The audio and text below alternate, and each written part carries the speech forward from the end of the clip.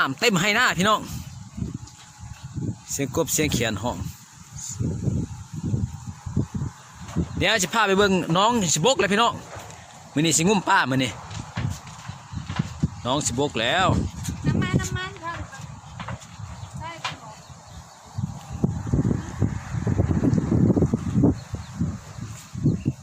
เราสิไปเอาป้าพี่น้องนี่น้ำบกแล้วเอาสวิงนี่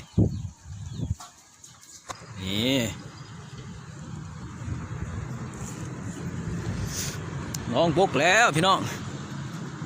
น้ำมันเต็มให้หน้าเลย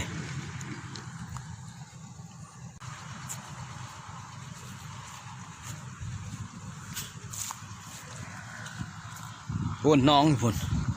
สิบกแล้ว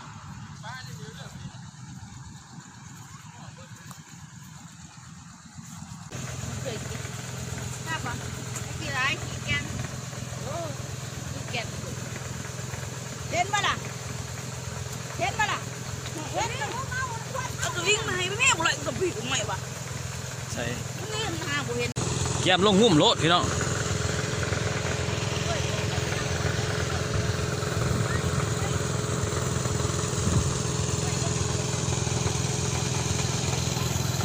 ใกล้แล้ว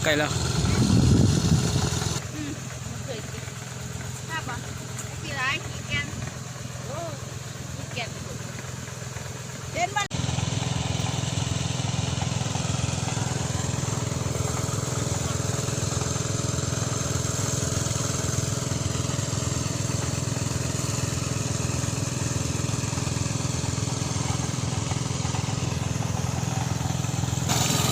บกหลายเติบพี่น้องน้องเลิกกะลี่น้องพี่น้อง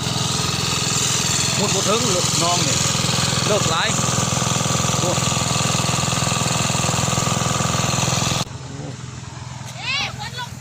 เห็นไหมไปเอาของไหนตัวบอกง่ายบุเห็นตัวบอกยี่ได้คือบุเห็นที่ปวดเอ้าแค่นั้นแล้วมันแดดมันบ่ทันบกปานใดพี่น้องนี่แดดแห้งนี่ดิแดดเต็มปากเลยไก่สิบกเลยเด้ลงแม่ห้ามแหละนี่ไก่แล้วนักงุ่มเขาประจำบ้านเกี่ยม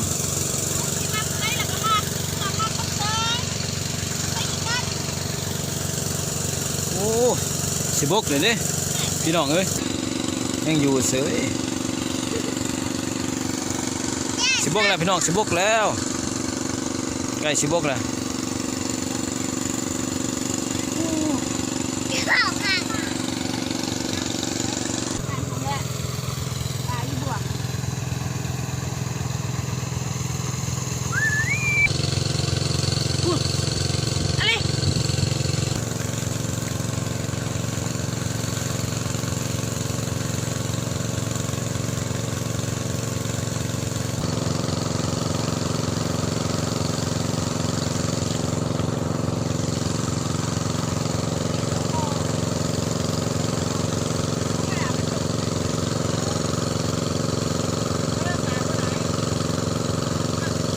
นี่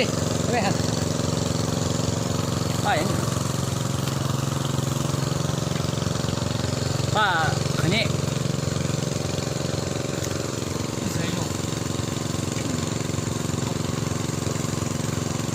เดี๋ยวเขาให้ตีนแล้วปลาดุกวะปลาดุกก็เห็นลายโตเลยมันแลนลง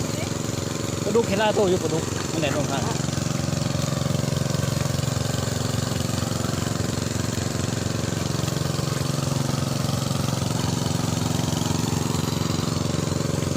เมื่ออื่นผมเลยปลารถไล่ปลารถ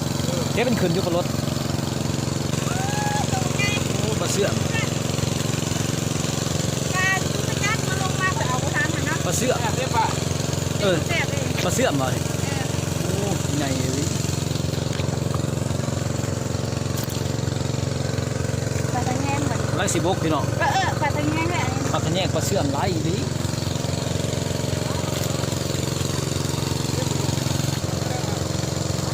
ป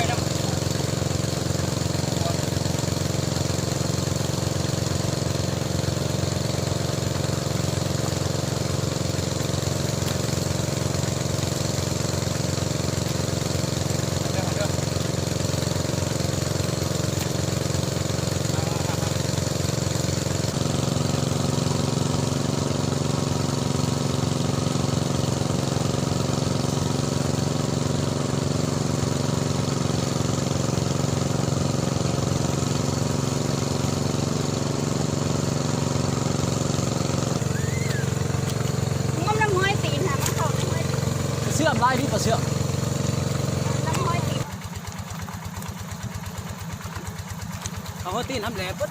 ห้อยนี่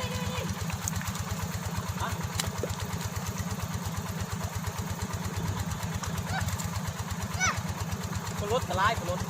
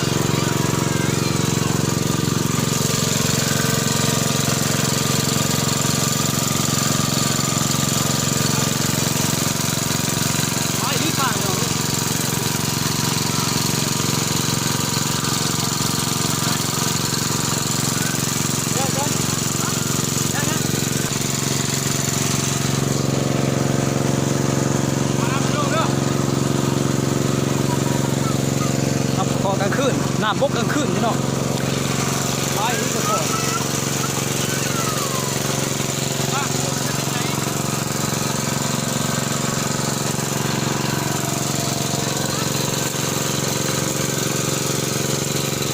ตั้งแต่นี้ตาย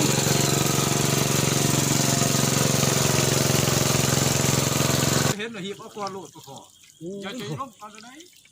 จะมาต่อให้รอบไรเมื่ออื่นพุ่นมันจะขึ้นอย่าห้านกเหยียบก็ได้แต่ว่าอะไรใส่ตีนแล้วเลย ย่างไหมปะ เนาะปลาขะแยงปลาอันน่ะปลา กระดูกไหลนี่อยู่ขึ้น ใช่ป่ะ มันมาลด ดุมันต้องห่วงผู้อื่น ปลาดุกขะแยงเอาบ่ได้ยาซะตัว บ่ได้ ปลาขะแยง โอ้ยังเอาเนี่ย มันลงไปลดขึ้นอย่างนี้ จะอะไร มันมีแมงนะมือละลาจับเลย เฮ็ดจะบาดเที่ยวอยู่ปุ๊บ